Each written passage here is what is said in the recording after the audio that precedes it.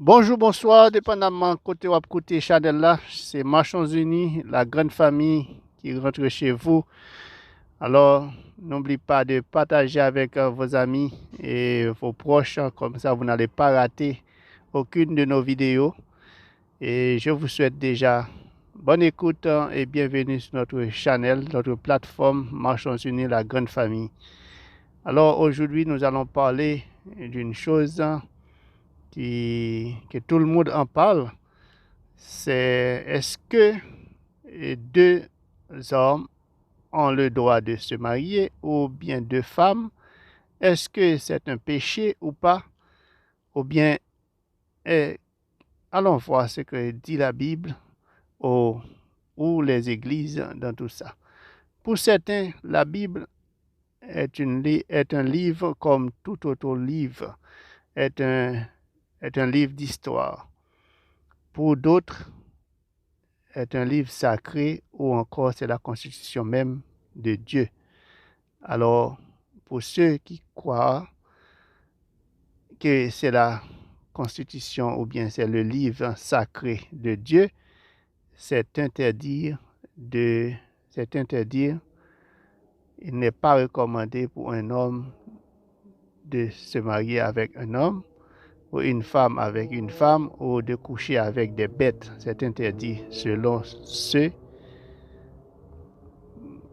qui font partie des églises ou bien des gens réservés pour Dieu, ou encore on appelle chrétiens. Mais ceci n'empêche pas cela. Avec d'autres personnes, on dit que tout le monde a le droit, et selon la loi. Et il y en a qui disent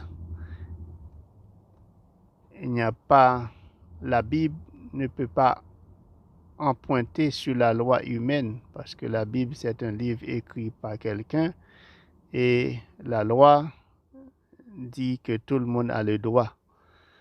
Et pour nous, nous n'allons pas répondre, nous n'allons pas porter des commentaires, mais vous allez suivre avec nous un petit reportage et avec un confrère au l'autre bord qui va vous faire vivre ou bien d'écouter ce qui dit l'Église, plus précisément notre pape et François. Alors pour lui et selon lui, ce n'est pas un péché, tout le monde a le droit, ce qui veut dire un homme peut se marier avec un homme, une femme peut se marier avec une femme.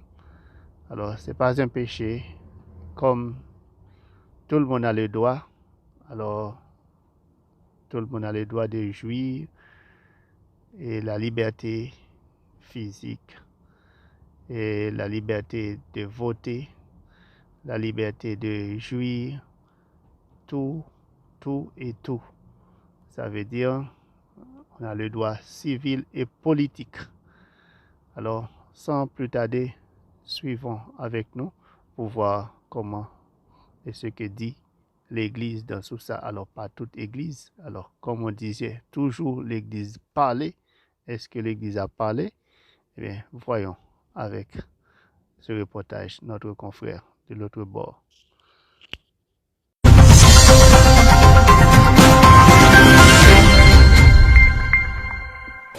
Bonsoir à tous. Au cours d'un film documentaire dévoilé la semaine dernière à Rome, le pape François a désigné les homosexuels comme étant les enfants de Dieu qui ont droit à une reconnaissance légale au niveau de l'État.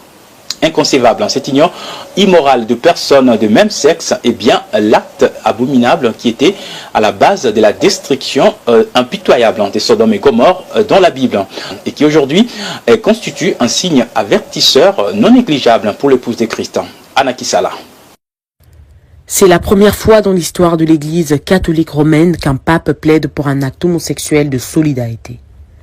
Les personnes homosexuelles ont le droit de faire partie d'une famille, ils sont enfants de Dieu. Voilà les mots très abominables prononcés par le pape François dans un documentaire présenté mercredi à Rome, où il s'est dit d'accord à l'union civile pour les homosexuels. Ce n'est toutefois pas une surprise, car le pape François lui-même avait validé en 2014 la possibilité pour l'Église catholique de reconnaître l'amour des couples homosexuels dans le document préparatoire du synode sur la famille. Mais cette perspective n'avait pas reçu un nombre suffisant de voix pour être reconnue comme une proposition synodale. Lorsqu'il était archevêque de Buenos Aires, le souverain pontife a soutenu l'union civile pour les couples homosexuels comme alternative au mariage religieux entre personnes du même sexe. Cependant, devenu pape, l'Argentin se prononce publiquement aujourd'hui en faveur des unions civiles au mépris même de la Sainte Bible qui condamne avec fermeté ces relations immorales. Que dirons-nous? N'est-ce pas là le signe crucial qui nous pointe à la fin des temps? Car l'homosexualité est bien ce péché le plus pervers qui a précédé à l'impitoyable destruction de Sodome et Gomorrhe. Quel temps vivons-nous? Levons la tête, car le jour de la rédemption est réellement proche. Voilà, la rédemption est réellement proche. Merci Anne.